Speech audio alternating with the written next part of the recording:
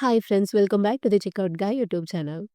In this video, I will show you how you can force your customers to buy a minimum quantity in your Shopify store. Before going to the video, please make sure that you have subscribed to our channel for more Shopify tips. For setting this up, I am using Next Minimum Order Quantity MOQ app, which is available from the Shopify App Store. If you need, I have also attached the link to this app in the description box. You can check it out. After installing it, open the app from the Shopify admin panel and click on Configure button from the Product Limit section. Now you can just give a proper title for your role so that this will be easily identified from the list of roles. Let's say like role set to buy a minimum quantity for a particular product. And make sure that this role is enabled and go for the Product tab and select the product minimum quantity. Let's say like 10. So I'm just planning to give a minimum quantity as 10 for a particular product. Let's say like I'm planning to get this product to be purchased at least 10 in order to proceed with the checkout. Otherwise, checkout will be showing an error message. So in case of that error message, either you can go for a customized one or the default one. If you are planning to give a customize one, then just enable this button and just add the customize message here on the text field.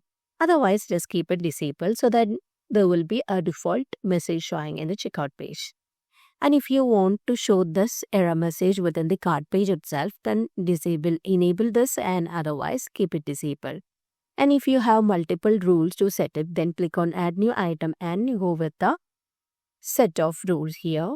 Otherwise, remove this. So I have ordered all the details, and now let's try to see the changes. Let's test this up in our online store now. So I have some product. So this product is in 6 in number. Our minimum criteria is 10. So let's try to check out to see the error message in the checkout page. Now you can see that the selected product of is for only 6, but we need at least 10 to proceed with the checkout. Now let's try to increase the number. So I'm just added 12 products from the selected one. Now we can see that the error message has gone.